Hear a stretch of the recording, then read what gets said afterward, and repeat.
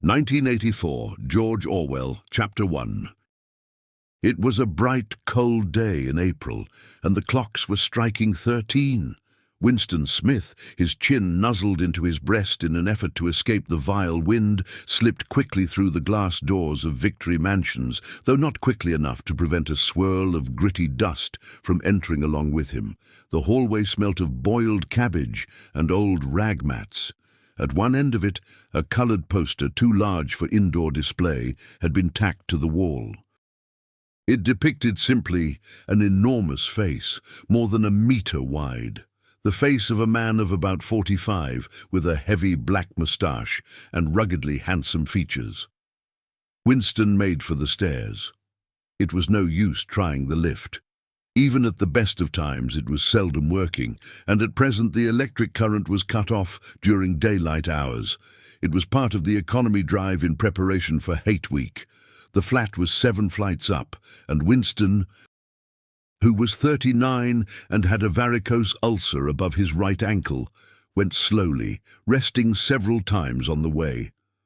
On each landing, opposite the lift shaft, the poster with the enormous face gazed from the wall. It was one of those pictures which are so contrived that the eyes follow you about when you move. "Big Brother is watching you," the caption beneath it ran. Inside the flat, a fruity voice was reading out a list of figures which had something to do with the production of pig iron. The voice came from an oblong metal plaque, like a dulled mirror, which formed part of the surface of the right-hand wall. Winston turned a switch, and the voice sank somewhat, though the words were still distinguishable. The instrument, the telescreen it was called, could be dimmed, but there was no way of shutting it off completely. He moved over to the window, a smallish, frail figure, the meagreness of his body merely emphasized by the blue overalls, which were the uniform of the party. His hair was very fair, his face naturally sanguine, his skin roughened by coarse soap and blunt razor blades, and the cold of the winter that had just ended. Outside, even through the shut window pane, the world looked cold.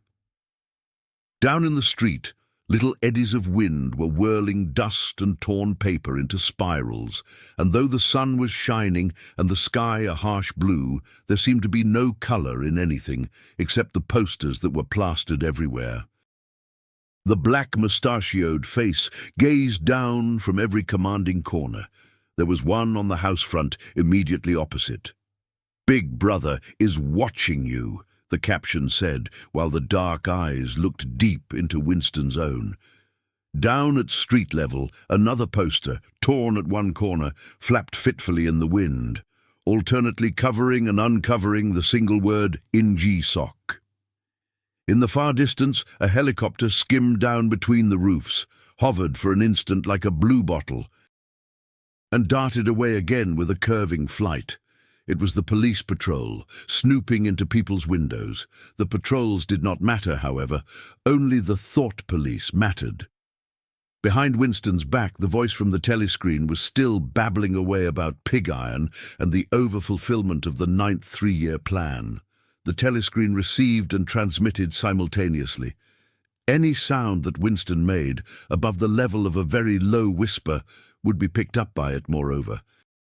So long as he remained within the field of vision which the metal plaque commanded, he could be seen as well as heard. There was, of course, no way of knowing whether you were being watched at any given moment. How often, or on what system, the thought police plugged in on any individual wire was guesswork. It was even conceivable that they watched everybody all the time, but at any rate they could plug in your wire whenever they wanted to. You had to did live from habit that became instinct, in the assumption that every sound you made was overheard, and except in darkness, every movement scrutinized. Winston kept his back turned to the telescreen. It was safer, though, as he well knew. Even a back can be revealing. A kilometre away, the Ministry of Truth, his place of work, towered vast and white above the grimy landscape. This, he thought with a sort of vague distaste, This was London, chief city of Airstrip One, itself the third most populous of the provinces of Oceania. He tried to squeeze out some childhood memory that should tell him whether London had always been quite like this. Were there always these vistas of rotting 19th-century houses, their sides shored up with bulks of timber, their windows patched with cardboard and their roofs with corrugated iron, their crazy garden walls sagging in all directions? And the bombed sites where the plaster dust swirled in the air and the willow herb straggled over the heaps of rubble, and the places where the bombs had cleared a larger patch and there had sprung up sordid colonies of wooden dwellings like chicken houses. But it was no use. He could not remember. Nothing remained of his childhood except a series of bright-lit tableaux occurring against no background and mostly unintelligible. The Ministry of Truth, Mini-True in Newspeak, was startlingly different from any other object in sight. It was an enormous pyramidal structure of glittering white concrete, soaring up, terrace after terrace, 300 meters into the air. From where Winston stood, it was just possible to read, picked out on its white face in elegant lettering, the three slogans of the party: war is peace, freedom is slavery, ignorance is strength. The Ministry of Truth contained, it was said, 3,000 rooms above ground level and corresponding ramifications below. Scattered about London, there were just 3 other buildings of similar appearance and size. So completely did they dwarf the surrounding architecture that from the roof of Victory Mansions you could see all 4 of them simultaneously. They were the homes of the 4 ministries between which the entire apparatus of government was divided. The Ministry of Truth, which concerned itself with news, entertainment, education, and the fine arts. The Ministry of Peace, which concerned itself with war. The Ministry of Love, which maintained law and order. And the Ministry of Plenty, which was responsible for economic affairs. Their names, in Newspeak, Mini-True, Mini-Pax, Mini-Love, and Mini-Plenty. The Ministry of Love was the really frightening one. There were no windows in it at all.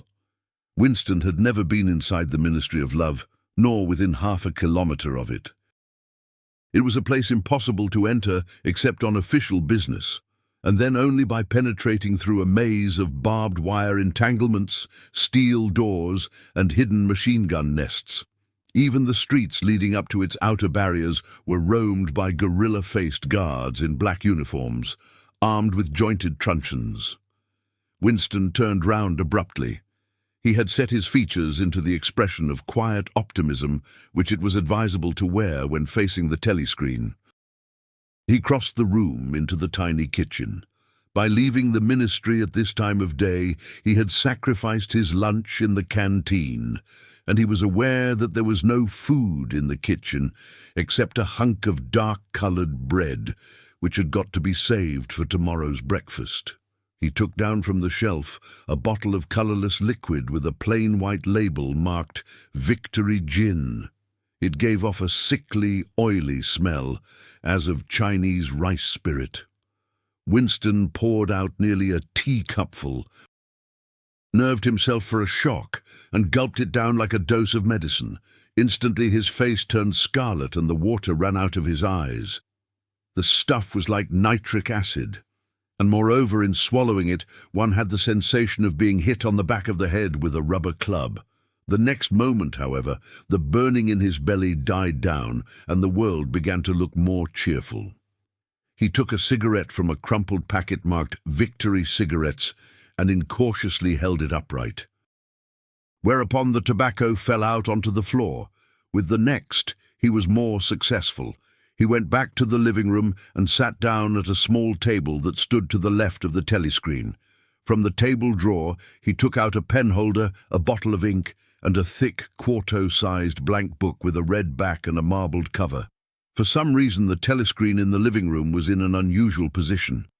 Instead of being placed, as was normal, in the end wall, where it could command the whole room, it was in the longer wall, opposite the window. To one side of it there was a shallow alcove in which Winston was now sitting, and which, when the flats were built, had probably been intended to hold bookshelves. By sitting in the alcove and keeping well back, Winston was able to remain outside the range of the telescreen, so far as sight went. He could be heard, of course, but so long as he stayed in his present position, he could not be seen.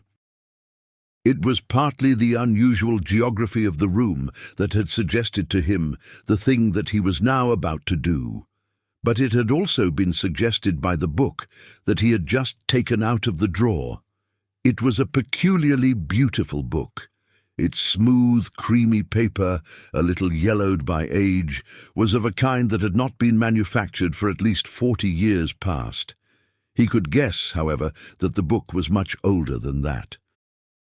He had seen it lying in the window of a frowsy little junk shop in a slummy quarter of the town, just what quarter he did not now remember, and had been stricken immediately by an overwhelming desire to possess it.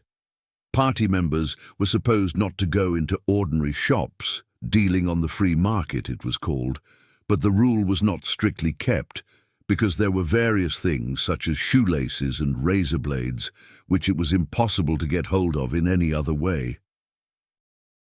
He'd given a quick glance up and down the street, and then had slipped inside and bought the book for $2.50.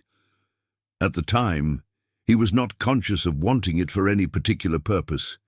He had carried it guiltily home in his briefcase. Even with nothing written in it, it was a compromising possession. The thing that he was about to do was to open a diary. This was not illegal. Nothing was illegal, since there were no longer any laws. But if detected, it was reasonably certain that it would be punished by death, or at least by 25 years in a forced labor camp. Winston fitted a nib into the pen holder and sucked it to get the grease off. The pen was an archaic instrument, seldom used even for signatures, and he had procured one, furtively and with some difficulty, simply because of a feeling that the beautiful creamy paper deserved to be written on with a real nib, instead of being scratched with an ink pencil. Actually, he was not used to writing by hand. Apart from very short notes, it was usual to dictate everything into the speakwrite, which was of course impossible for his present purpose. He dipped the pen into the ink and then faltered for just a second. A tremor had gone through his bowels. To mark the paper was the decisive act. In small, clumsy letters he wrote, April 4th, 1984. He sat back. A sense of complete helplessness had descended upon him. To begin with, he did not know with any certainty that this was 1984. It must be round about that date, since he was fairly sure that his age was 39, and he believed that he had been born in 1944 or 1945, but it was never possible nowadays to pin down any date within a year or two. For whom, it suddenly occurred to him to wonder, was he writing this diary? For the future, for the unborn. His mind hovered for a moment round the doubtful date on the page, and then fetched up with a bump against the newspeak word, doublethink. For the first time, the magnitude of what he had undertaken came home to him. How could you communicate with the future? It was of its nature impossible. Either the future would resemble the present, in which case it would not listen to him, or it would be different from it, and his predicament would be meaningless. For some time, he sat gazing stupidly at the paper. The telescreen had changed over to strident military music. It was curious that he seemed not merely to have lost the power of expressing himself, but even to have forgotten what it was that he had originally intended to say. For weeks past, he had been making ready for this moment, and it had never crossed his mind that anything would be needed except courage. The actual writing would be easy. All he had to do was to transfer to paper the interminable restless monologue that had been running inside his head, literally for years. At this moment, however, even the monologue had dried up. Moreover, his varicose ulcer had begun itching unbearably. He dared not scratch it, because if he did so, it always became inflamed. The seconds were ticking by. He was conscious of nothing except the blankness of the page in front of him, the itching of the skin above his ankle, the blaring of the music, and a slight booziness caused by the gin. Suddenly, he began writing in sheer panic, only imperfectly aware of what he was setting down. His small but childish handwriting straggled up and down the page, shedding first its capital letters and finally even its full stops. April 4th, 1984. Last night to the flicks. All war films. One very good one of a ship full of refugees being bombed somewhere in the Mediterranean. Audience much amused by shots of a great huge fat man trying to swim away with a helicopter after him. First you saw him wallowing along in the water like a porpoise.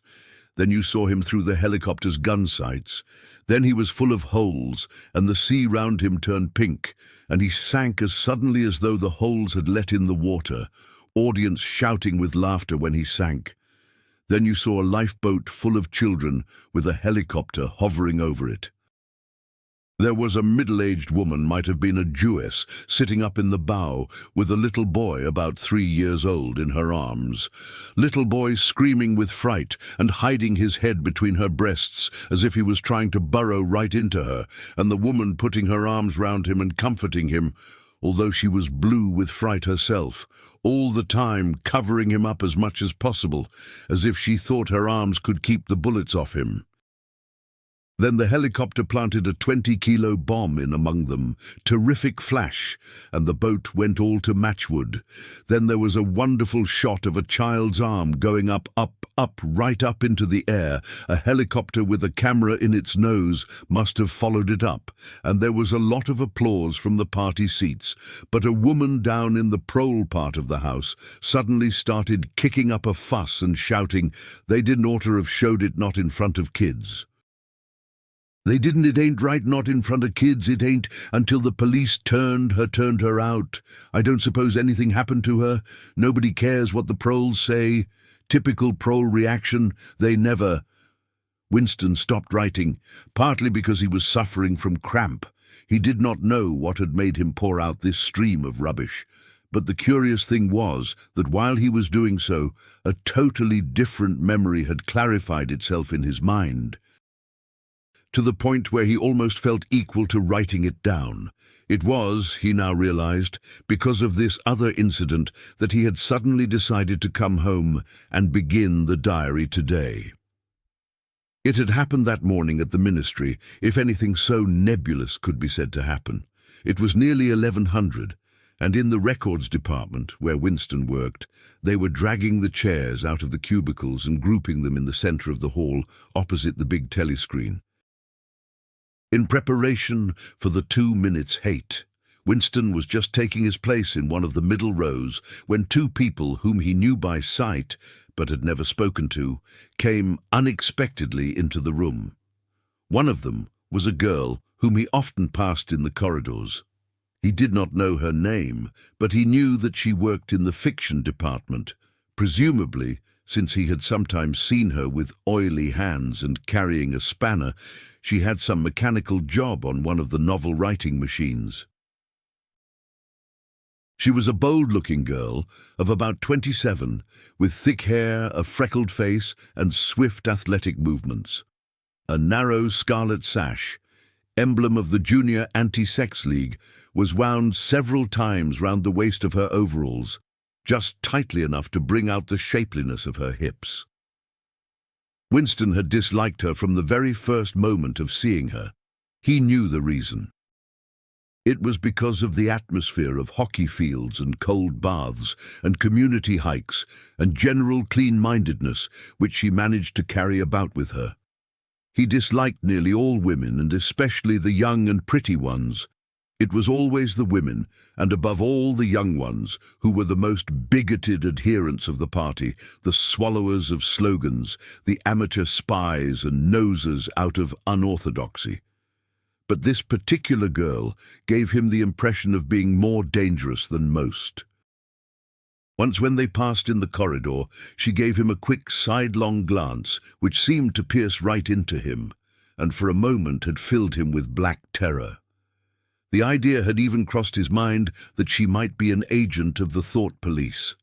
That it was true was very unlikely. Still, he continued to feel a peculiar uneasiness, which had fear mixed up in it as well as hostility whenever she was anywhere near him.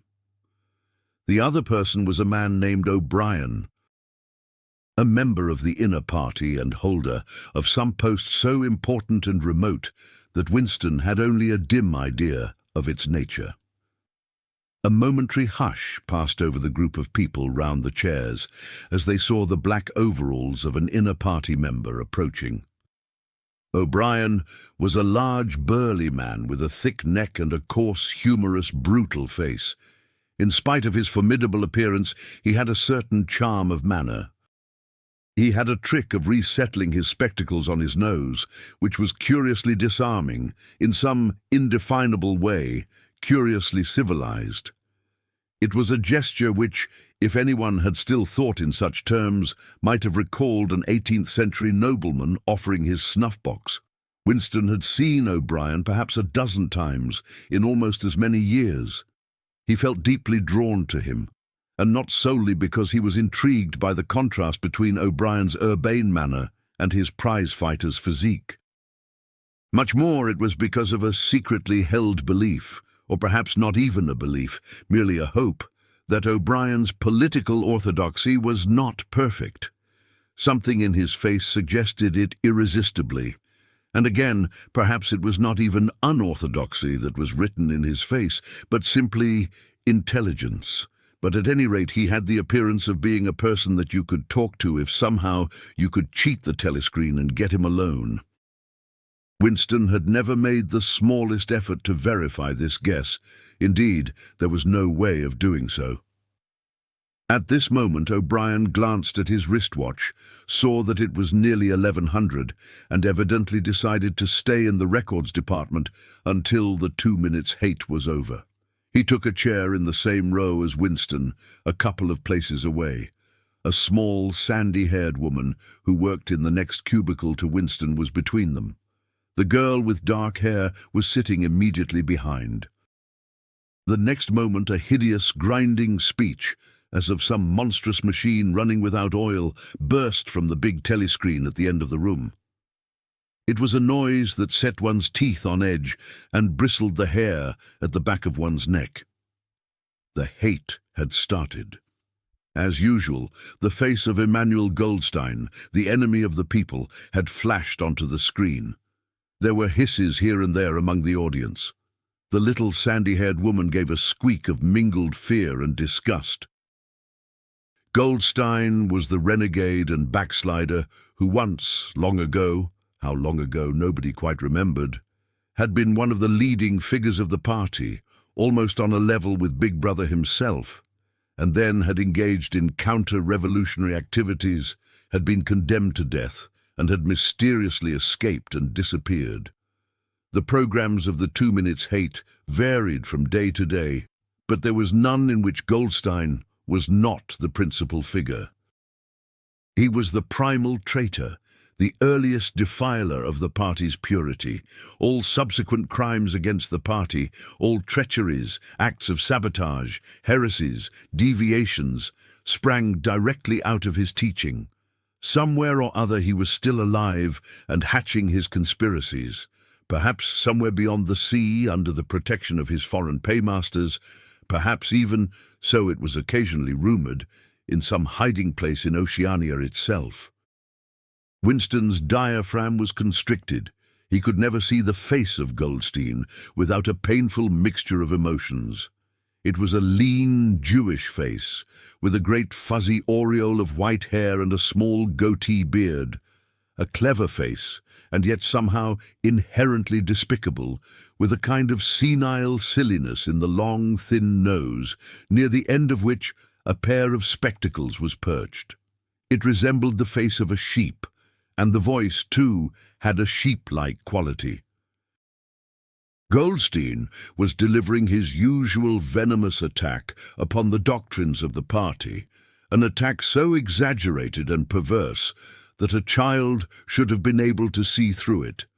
and yet just plausible enough to fill one with an alarmed feeling that other people, less level-headed than oneself, might be taken in by it. He was abusing Big Brother. He was denouncing the dictatorship of the party. He was demanding the immediate conclusion of peace with Eurasia. He was advocating freedom of speech, freedom of the press, freedom of assembly, freedom of thought. He was crying hysterically that the revolution had been betrayed. And all this in rapid polysyllabic speech, which was a sort of parody of the habitual style of the orators of the party, and even contained newspeak words, more newspeak words indeed than any party member would normally use in real life. And all the while, lest one should be in any doubt as to the reality which Goldstein's specious claptrap covered, behind his head on the telescreen there marched the endless columns of the Eurasian army, row after row of solid-looking men with expressionless Asiatic faces, who swam up to the surface of the screen and vanished, to be replaced by others exactly similar. The dull, rhythmic tramp of the soldiers' boots formed the background to Goldstein's bleating voice. Before the hate had proceeded for 30 seconds, uncontrollable exclamations of rage were breaking out from half the people in the room. The self-satisfied, sheep-like face on the screen and the terrifying power of the Eurasian army behind it were too much to be borne. Besides, the sight or even the thought of Goldstein produced fear and anger automatically. He was an object of hatred more constant than either Eurasia or Eastasia. Since when Oceania was at war with one of these powers, it was generally at peace with the other. But what was strange was that although Goldstein was hated and despised by everybody, although every day and 1,000 times a day, on platforms, on the telescreen, in newspapers, in books, his theories were refuted, smashed, ridiculed, held up to the general gaze for the pitiful rubbish that they were in spite of all this. His influence never seemed to grow less. Always there were fresh dupes waiting to be seduced by him. A day never passed when spies and saboteurs acting under his directions were not unmasked by the thought police. He was the commander of a vast, shadowy army, an underground network of conspirators dedicated to the overthrow of the state. The Brotherhood, its name was supposed to be. There were also whispered stories of a terrible book, a compendium of all the heresies, of which Goldstein was the author and which circulated clandestinely here and there. It was a book without a title. People referred to it, if at all, simply as the book. But one knew of such things only through vague rumors. Neither the Brotherhood nor the book was a subject that any ordinary party member would mention if there was a way of avoiding it. In its second minute, the hate rose to a frenzy. People were leaping up and down in their places and shouting at the tops of their voices in an effort to drown the maddening, bleating voice that came from the screen. The little sandy-haired woman had turned bright pink, and her mouth was opening and shutting like that of a landed fish. Even O'Brien's heavy face was flushed. He was sitting very straight in his chair, his powerful chest swelling and quivering, as though he were standing up to the assault of a wave. The dark-haired girl behind Winston had begun crying out, "Swine! Swine! Swine!" And suddenly she picked up a heavy Newspeak dictionary and flung it at the screen. It struck Goldstein's nose and bounced off. The voice continued inexorably. In a lucid moment, Winston found that he was shouting with the others and kicking his heel violently against the rung of his chair. The horrible thing about the 2 minutes' hate was not that one was obliged to act a part, but on the contrary, that it was impossible to avoid joining in. Within 30 seconds, any pretense was always unnecessary. A hideous ecstasy of fear and vindictiveness, a desire to kill, to torture, to smash faces in with a sledgehammer seemed to flow through the whole group of people like an electric current, turning one, even against one's will, into a grimacing, screaming lunatic. And yet the rage that one felt was an abstract, undirected emotion, which could be switched from one object to another like the flame of a blow lamp. Thus, at one moment, Winston's hatred was not turned against Goldstein at all, but, on the contrary, against Big Brother, the party, and the thought police.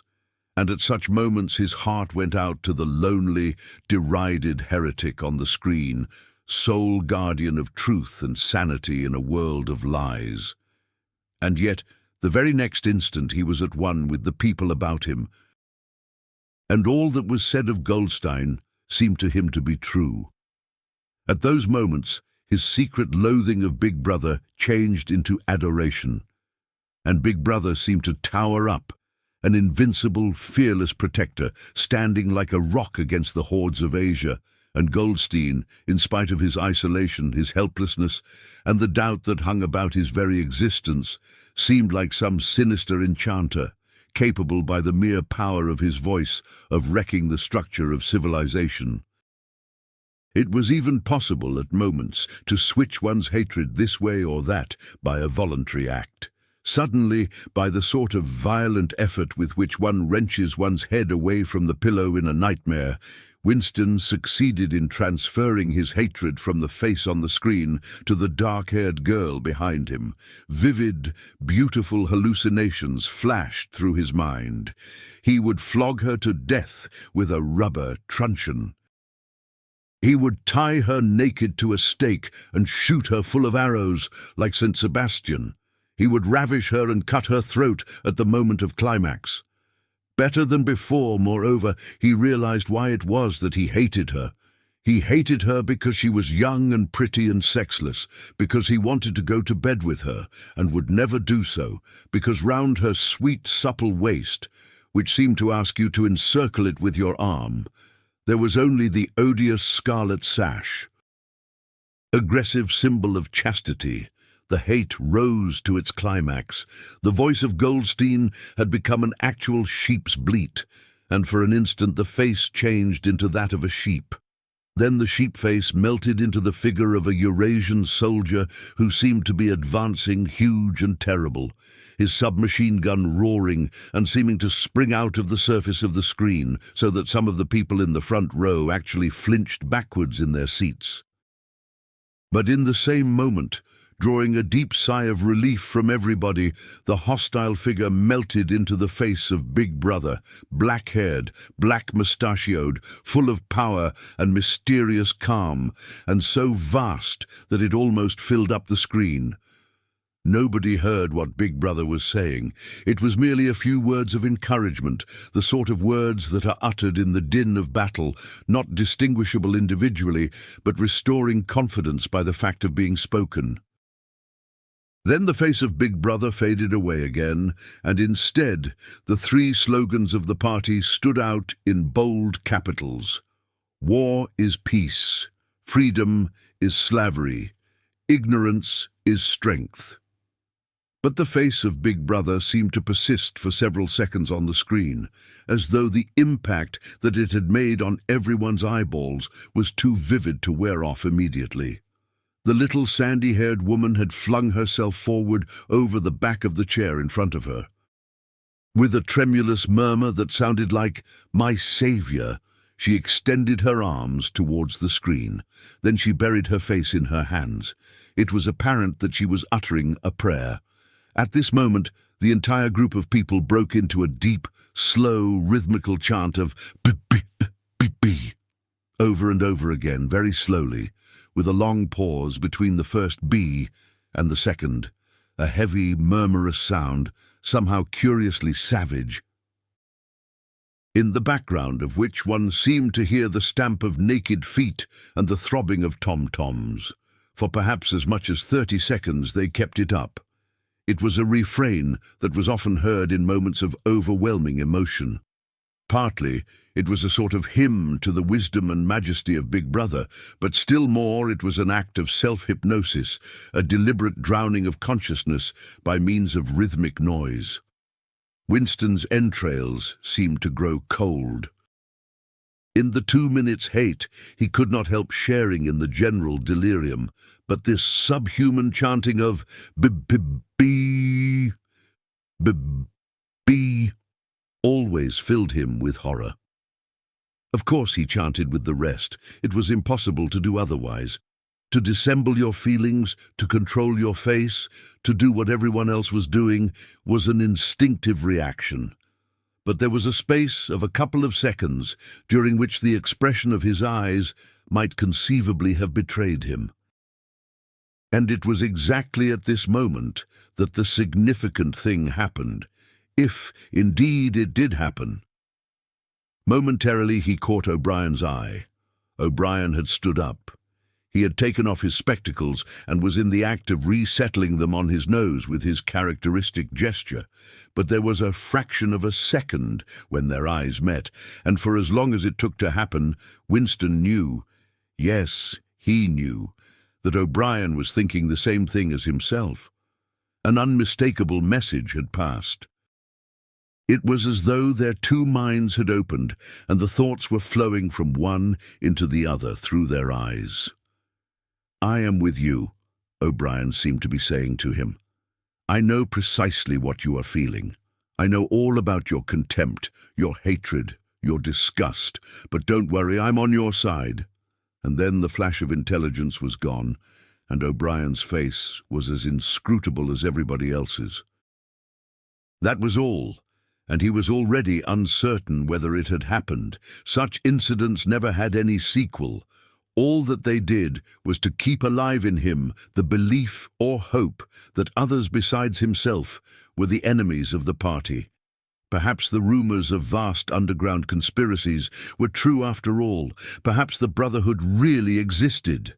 It was impossible, in spite of the endless arrests and confessions and executions, to be sure that the Brotherhood was not simply a myth. Some days he believed in it, some days not. There was no evidence, only fleeting glimpses that might mean anything or nothing, snatches of overheard conversation, faint scribbles on lavatory walls. Once, even when two strangers met, a small movement of the hand, which had looked as though it might be a signal of recognition. It was all guesswork. Very likely he had imagined everything. He had gone back to his cubicle without looking at O'Brien again. The idea of following up their momentary contact hardly crossed his mind. It would have been inconceivably dangerous, even if he had known how to set about doing it. For a second, 2 seconds, they had exchanged an equivocal glance, and that was the end of the story. But even that was a memorable event in the locked loneliness in which one had to live. Winston roused himself and sat up straighter. He let out a belch. The gin was rising from his stomach. His eyes refocused on the page. He discovered that while he sat helplessly musing, he had also been writing, as though by automatic action. And it was no longer the same cramped, awkward handwriting as before. His pen had slid voluptuously over the smooth paper, printing in large, neat capitals, "Down with Big Brother, down, with Big Brother, down, with Big Brother, down, with Big Brother, down, with Big Brother," over and over again, filling half a page. He could not help feeling a twinge of panic. It was absurd, since the writing of those particular words was not more dangerous than the initial act of opening the diary. But for a moment he was tempted to tear out the spoiled pages and abandon the enterprise altogether. He did not do so, however, because he knew that it was useless. Whether he wrote "Down with Big Brother" or whether he refrained from writing it made no difference. Whether he went on with the diary or whether he did not go on with it made no difference. The thought police would get him just the same. He had committed, would still have committed, even if he had never set pen to paper, the essential crime that contained all others in itself. Thought crime, they called it. Thought crime was not a thing that could be concealed forever. You might dodge successfully for a while, even for years, but sooner or later they were bound to get you. It was always at night. The arrests invariably happened at night. The sudden jerk out of sleep, the rough hand shaking your shoulder, the lights glaring in your eyes, the ring of hard faces round the bed.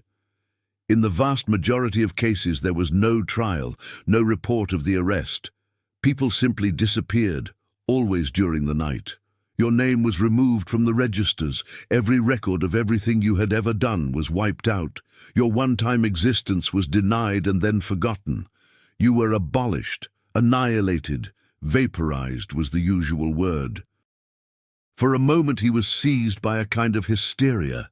He began writing in a hurried, untidy scrawl. "They'll shoot me, I don't care. They'll shoot me in the back of the neck, I don't care, down with Big Brother. They always shoot you in the back of the neck, I don't care, down with Big Brother." He sat back in his chair, slightly ashamed of himself, and laid down the pen. The next moment he started violently. There was a knocking at the door. Already, he sat as still as a mouse, in the futile hope that whoever it was might go away after a single attempt. But no, the knocking was repeated. The worst thing of all would be to delay. His heart was thumping like a drum, but his face, from long habit, was probably expressionless. He got up and moved heavily towards the door.